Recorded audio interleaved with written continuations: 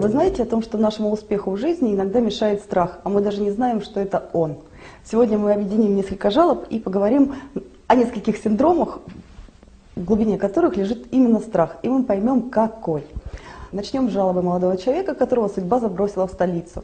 Он говорит о том, что у него есть жилье и есть работа. Нет ни одного знакомого, и я бы назвала так, наверное, даже этот ролик «Молодой крокодил хочет познакомиться». Молодой человек не уверен в себе и даже не знает, с чего начать свой выход в люди. Он говорит: у меня нет ни друзей, ни приятелей, ни девушки. И получается, что у меня очень много свободного времени, которое я не знаю, к чему приложить. Вот начнем с того, чего боится этот человек. Чаще всего у людей срабатывает стереотип того, что в каком-то определенном месте, где мы жили, учились, допустим, в какой-то определенной школе, и учителя нам говорили: ты классный, ты лучший мой ученик, иди спокойно и поступай. Человек приходит поступать в институт, а там таких же хороших учеников, разных хороших преподавателей, целая толпа. И он вдруг понимает, что он не самый лучший ученик, а что он такой же, как и все. И получается, что человек чувствует, что никто так, как раньше, с ним не собирается дружить, потому что или он неинтересен, или он не нужен, или он не богат, или он работает на работе, которая никому не интересна.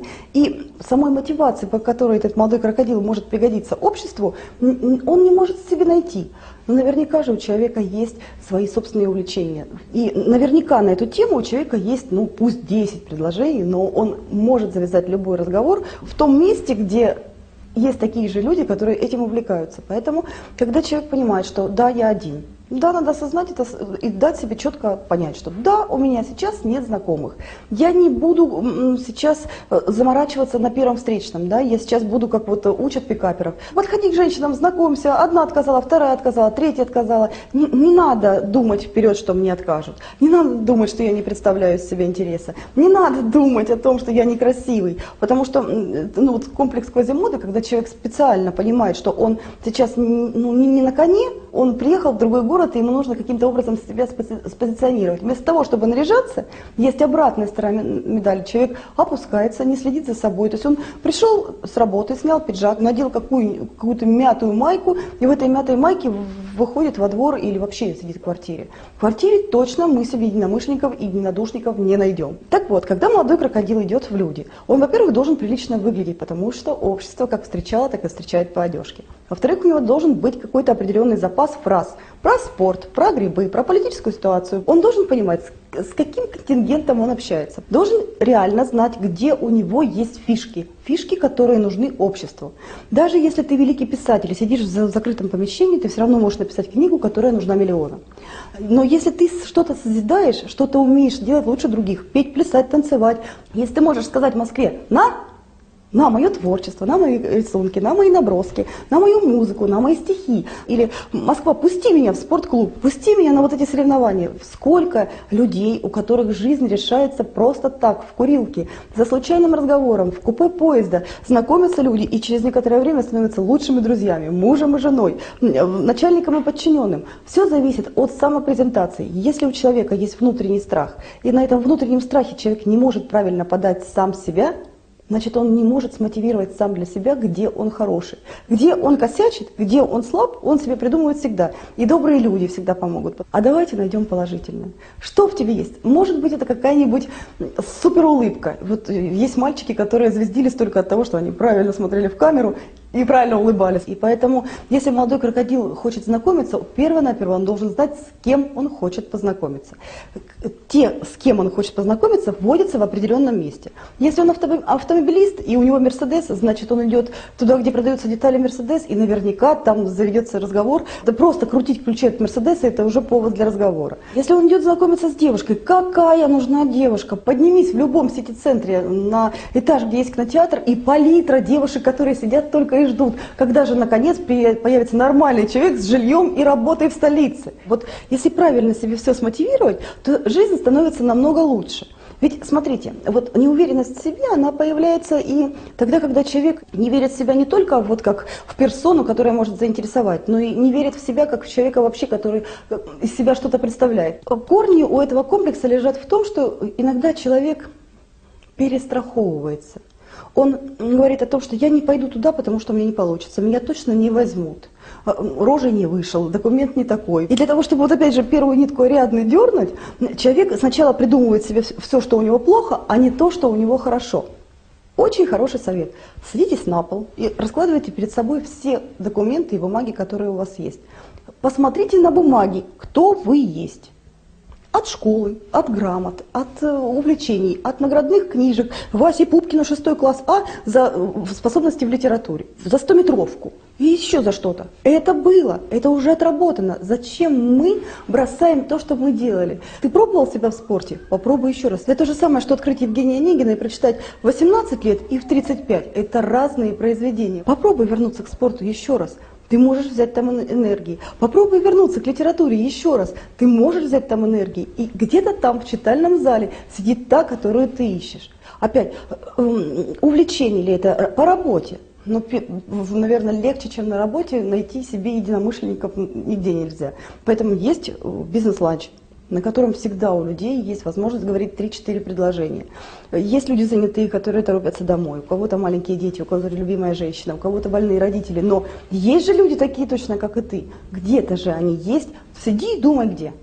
И конкретно адресно иди туда, куда надо. Я не говорю, что надо зацикливаться, как после прогноза. Там будет у тебя вот Оленька, и Оленьку мы ищем, а на всех остальных не смотрим. Не надо. Она может быть с любым именем. Допустим, я люблю полнушек, и вдруг вы встречаете худенькую девушку, хохотушку, веселушку, которая развеселит вас так, что вы забудете о полнушках и будете на нее смотреть весь вечер взахлеб. Подумайте, что вы умеете делать лучше других, и выставляйте это как флаг впереди себя.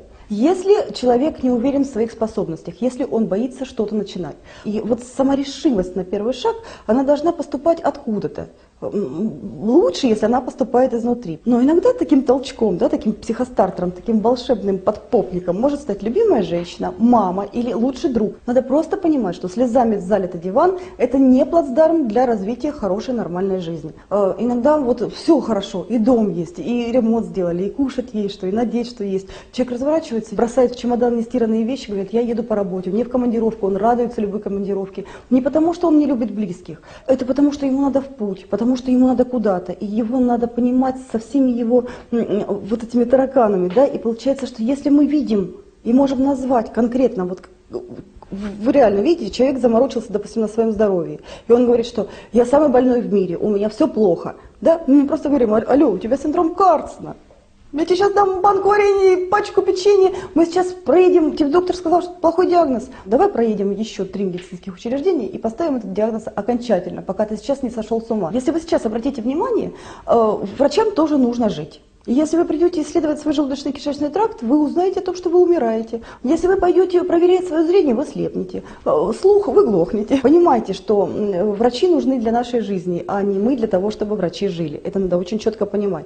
Я не зря затеяла этот разговор, потому что на прошлой неделе пришли 3 девочки беременные с одинаковыми жалобами. Их пугают страшно в роддоме о том, что у них расслоение плаценты, что у них вот-вот умрет плод, о том, что им нужно срочно отвлечь на сохранение. Все понимаю, перестраховаться лучше, чем недостраховаться. Но когда одни и те же жалобы в разных абсолютно медицинских учреждениях, у 3 независимых друг от друга дам, я услышала на одной неделе, мы перепроверили у всех 3, и у всех 3 диагноз не совпал. Я знаю несколько пар, которые расстались только потому, что мужчина ссылался на свое плохое самочувствие и объяснял девушке, что мы не можем быть вместе, у тебя не может от меня быть детей, я умираю. Жизнь этих людей превратилась в ад. И через некоторое время, когда диагноз проверили, оказалось, что он не соответствовал действительности. А слова, которые уже наговорили, а вот эти неприятные вещи, через которые проходила женщина. Когда вот человек не уверен в себе, ему проще зацепиться за плохое, чем придумать себе альтернативные пути отхода. Да? То есть, что я могу сделать для того, чтобы попробовать повоевать с этой ситуацией? Опустить лапы мы успеем всегда. Поэтому сначала лапы надо поднять, поднимаем крылья, выходим из дома и идем знакомиться, лечиться и устраиваться на работу. У вас все получится.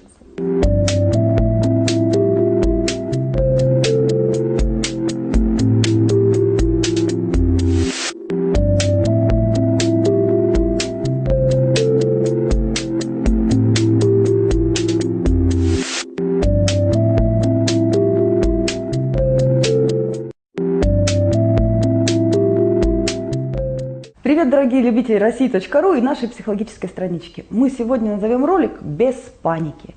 Потому что довольно много сейчас поступило и вопросов в интернете, и реальных случаев, когда ребята съездили в Таиланд, купили там интересных, красивых сиреневых таблеточек в простом супермаркете, аккуратно распределили их между чемоданами друзей, с которыми летали. И теперь у героини моего письма, которая жалуется на то, что больше, чем 4 раза в месяц у нее бывают панические атаки. Панических атак практически нет. Она спит круглыми сутками. Таблеточка непонятная, выписала она ее сама. Вернее, не выписала, а просто однажды друзья дали попробовать. 2 суток она проспала, встала уставшая, помятая, но ничего не боящаяся. Ей было все равно. А потом друзья еще посоветовали другие таблеточки, и она их прекрасно выпивает. А потом она познакомилась с врачом, у которого есть печать, и теперь у нее всегда есть рецепт на таблеточки, которые просто так не продают. И я столкнулась с тем, что одна пациентка ко мне пришла и сказала, что «Доктор, вы же доктор». Вот, да. А давайте, я знаю, что мне надо выписать, вы мне выпишите, и я пойду. Сталкивались мы, конечно, даже еще будучи в институте, дежурила в клинике глазных болезней, приходили к нам и 2, и 3, и 4 раза за ночь люди, которые просили просто сделать по капельке в глаза, для того, чтобы зрачки сузились, и родители не увидели, что они наркоманы. Тут только моральный выбор, или ты это сделаешь, или ты отправишь людей по адресу. Вот точно так же я отношусь к таблеткам, которые люди выписывают сами себе и рекомендуют друг другу. Давайте сначала начнем с того, что такое паническая атака. Это очень истязающее человека состояние, когда вегетативные все симптомы налицо. То есть действительно человек думает, что у него болит сердце. Чаще всего это просто боль под левой лопаткой, но человек не может отсортировать, приходит животный страх смерти. Мы знаем, как один из симптомов тахикардии, что человек все время боится, что сейчас он остановится. Вот точно так, чаще всего независимо от того, какой был стресс. То есть человек мог поехать на отдых с друзьями на речку, чуть-чуть выпить пивка и вдруг ни с того ни с сего понять, что он умирает. Давайте я вам расскажу, что нужно делать, если в вашем присутствии случилась у кого-то паническая атака. Если человек начинает бояться пространства вокруг, если у него какая-то странная сердечная боль, он задыхается, у него кружится голова, у него подкашиваются ноги, в некоторых случаях бывает потеря сознания, но очень редко. И просто жуть, вот то, что русские люди называли жутью. Вот в данной ситуации основная задача людей, которые вокруг, попробовать положить человека на землю. Потому что мышечное напряжение нужно максимально убрать. Это один из первых пунктов, которые мы сейчас скажем как пункт помощи. То есть нужно понять, что вы всегда, в любую секунду можете обратиться к врачу. Паническая атака не опасна. Вы точно не умрете. Это надо знать. Ждать, когда она пройдет сама, можно, но не нужно. Потому что следующий пункт 2. Человек, у которого такая атака уже была, он больше боится следующий, чем тот ущерб, который она нанесет, если вдруг придет. Даже если мы умрем, на улице нас никто не бросит, это надо знать. То есть самое страшное, что может случиться, вот ты умер, тебя никто на улице не бросит, тебе помогут, тебя куда-нибудь довезут точно. Тебя положат, родственников найдут. И, вот если у человека это животный страх, если говорить с православным батюшкой, то он чаще всего скажет, что вот паническими атаками страдают неверующие, но очень любящие себя. Вспоминаем йогов, которые говорили о том, что наше дыхание – это основа основ. Люди думают, что они задыхаются, а у них гипервентиляция легких. Вся Америка ходит с этими пакетиками. Надо, не надо дышать в пакет. Да, если у нас нет с собой ничего, ну вот 2 ладошки, которые можно собрать и дышать. В бутылке, в обыкновенной пластиковой проделать дырку и дышать через бутылку. Самое главное – сделать очень долгий выгод. 7-10 движений, и ты успокоишься, твой организм автоматически начнет помогать тебе справляться с ситуацией. Что нам нужно сделать, когда рядом с нами паникующий человек? Ни в коем случае не бояться рядом с ним. Вот помогает очень хорошо подружка-хохотушка, которая говорит: без паники, не боимся, все хорошо, ты справишься сама. Я с тобой, я здесь, но ты справляешься сама. Как можно научиться узнать свое комфортное состояние? Опять помогает йога со своим дыханием, со своим расслаблением мышц, с правильным распределением энергетики. То есть если ты умеешь это делать, ты в секунду можешь вспомнить это состояние и помочь себе. Опять мы говорили про улыбку, очень много у нас гоблинов было, которые писали о том, что это все чес. Не чес. Наша любая мышечная команда дает сигнал в мозг. Мозг автоматически начинает перестраивать организм, и наш организм отвечает на эмоцию, которую мы ему даем. Поэтому если у тебя паническая атака, улыбайся. Уважаемый любитель России.ру, улыбайся через силу. Это нужно, потому что помогает. Дальше.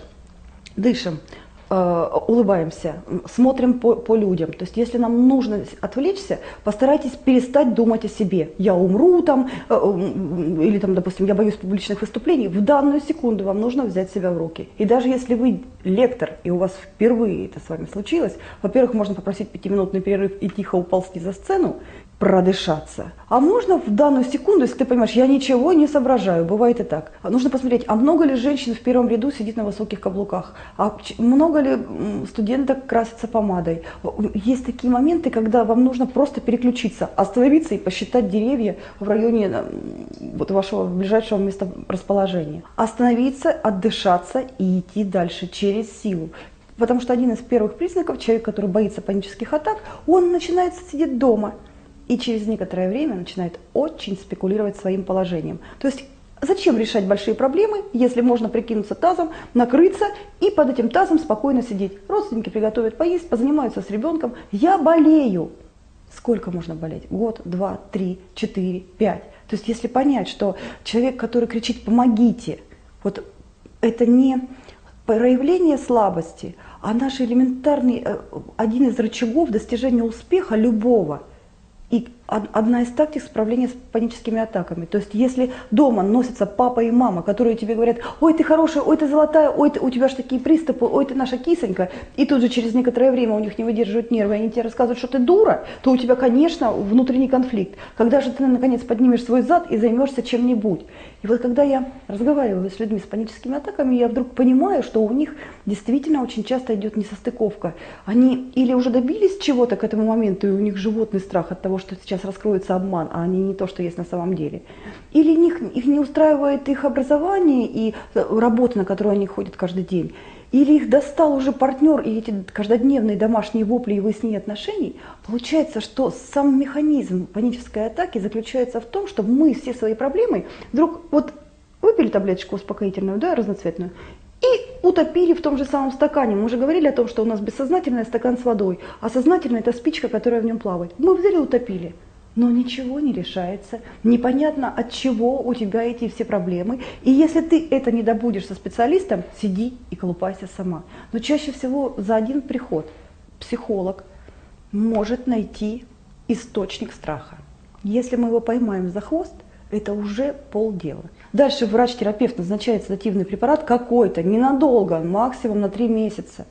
Годами лечатся, эксплуатируют своих близких, отмазываются вот этими паническими атаками люди, которые правда не могут поверить не только в Господа Бога, но и в самого себя. Для того, чтобы не было панической атаки, нужно убрать свой собственный эгоизм и понять, что я когда-нибудь умру точно. Паническая атака не опасна, от нее я не умру точно. Она сама не пройдет, но я могу сама с ней справиться. И вот тут начинается следующий этап. Пункт 4. Нам нужен спортзал. Спортзал не только с йогой, но с водой. Вода очень хорошо действует на внутренние органы, она расслабляет мышцы. Вода приучает человека не заниматься самосаботажем. То есть я встала и пошла, потому что я занимаюсь собой, потому что я лечусь, привожу себя в порядок и стану успешной, счастливой, и я перестану бояться. Если бы вы знали, как много людей оказывается подвержены этим паническим атакам, и как они желают быть счастливыми. Она говорит, что у меня замечательный молодой человек. Вот я влюбилась и забыла, что они у меня были. Вот как только мы с ним начали ругаться через 1,5 года, я вновь начала спекулировать своими приступами. Но при этом у нас есть возможность куда-то поехать, а я боюсь садиться за руль. При этом девочка может спокойно, вот сегодня она проснулась, села за руль и повела сама. А завтра он ее будет приглашать, а она не хочет ехать на бессознательном уровне. Она и придумывает себе паническую атаку и страх того, что она не хочет выходить на открытое пространство.